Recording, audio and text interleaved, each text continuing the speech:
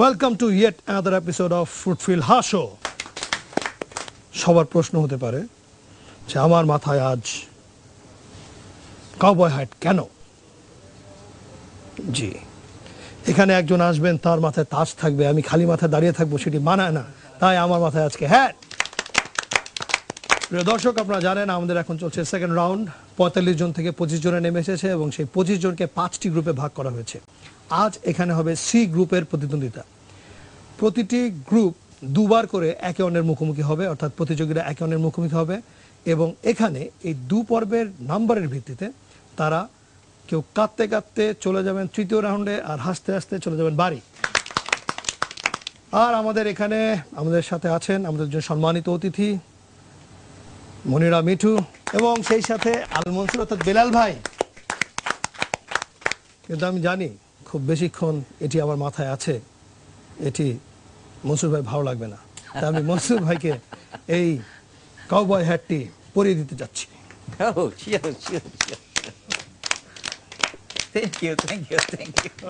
প্রিয় দর্শক, আপনারা জানেন যে প্রতিদিন এখানে আমাদের প্রতিযোগীরা তাদের সেরা পারফরমেন্সের উপর ভিত্তি করে এই রাজ মুকুটটি পরার অধিকার পান।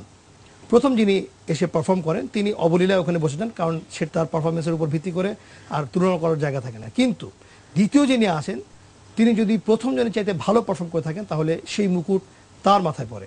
প্রতিদিন আমরা রাজা খুঁজে পাই, তবে আজ আমাদের সাথে আছে একজন নারী প্রতিযোগী, হয়তো আমরা একজন রানীও খুঁজে পেতে পারি।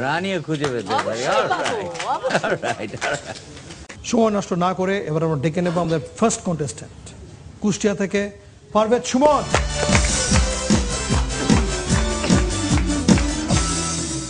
এক ট্রেনার তার ক্লাসে প্রশ্ন করলেন, আচ্ছা বলুন তো দেখি, একটা চোর চুরি করে পালাচ্ছে, তখন আপনি কি করবেন?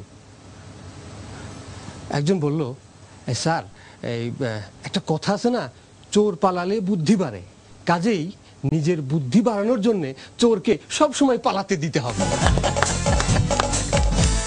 জজ সাহেব গদাচোরকে বললেন, আচ্ছা এই চুরিটা কি তুমি একাই করেছো?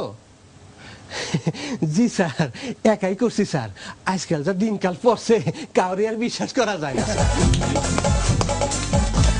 এক নেতা ছোট্ট একটি শহরে গেলেন বক্তৃতা দিতে, কিন্তু পথে কোথাও কোনো ব্যানার, ফেস্টুন বা পোস্টার না দেখে মনে মনে ভীষণ চটে গেলেন উনি।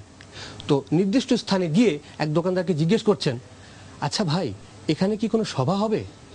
তো দোকানদার বলছে, হইব মনে হয়, কারণ আজকে আমার বেশ কটা পচা ডিম বিক্রি হয়েছে। রাসেল তার প্রেমিকা মলির বাবার কাছে গিয়ে বলল, আমি আপনার মেয়েকে বিয়ে করতে চাই। মলির বাবা রেগে বলল, আমি চাই না আমার মেয়ে সারা জীবন কোনো একটা বেকুবের সাথে থাক। তো রাসেল ঠান্ডা মাথায় উত্তর দিল, আমিও চাই না, তাই আপনার মেয়েকে উদ্ধার করতে আসছি। 10 উইকেটে বাংলাদেশের কাছে হেরে নিউজিল্যান্ড দল ফিরল ক্লাবে। ক্লাব ম্যানেজার দেখলেন অবস্থা বেগতিক, উনি তখন খেলোয়াড়দেরকে উৎসাহ যোগানোর চেষ্টা করলেন। আরে ম্যাচে হেরেছো তো কি হয়েছে, নো চিন্তা, ডু ফুর্তি, টসে তো জিতেছিলে।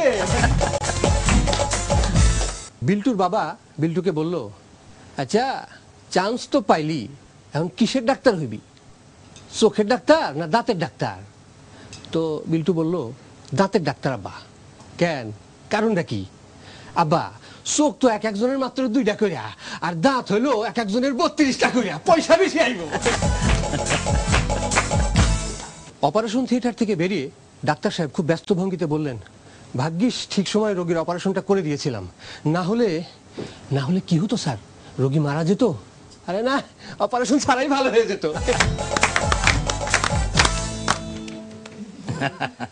একটা বোধহয় কম আছে, হইতে পারে ব্যাকেল।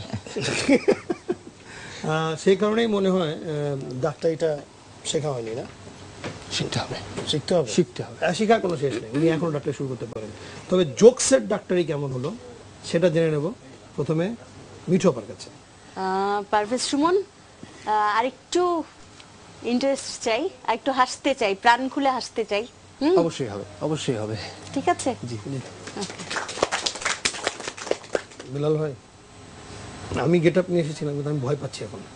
এই ক্যাপ মাথায় দিলে যেটা হয় এই পাশে আর এই পাশে দুইটা রিভলভার থাকে, তো আমি ধরে নিচ্ছি যে এখন আছে, বুম, হ্যাঁ ফায়ার করে দিলাম। তো এখন ফায়ার করে কোনো লাভ হলো না, কারণ ও হচ্ছে প্রথম এবং মুকুট তো মাথায় দেবে।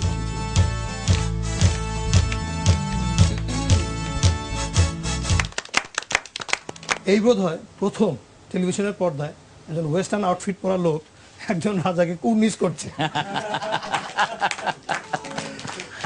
প্রিয় দর্শক, কোথাও যাবেন না, থাকুন আমাদের সাথে, দেখতে থাকুন আমাদের ফুডফিল হাসো। আমরা ফিরে আসছি ছোট্ট বিরতি নিয়ে।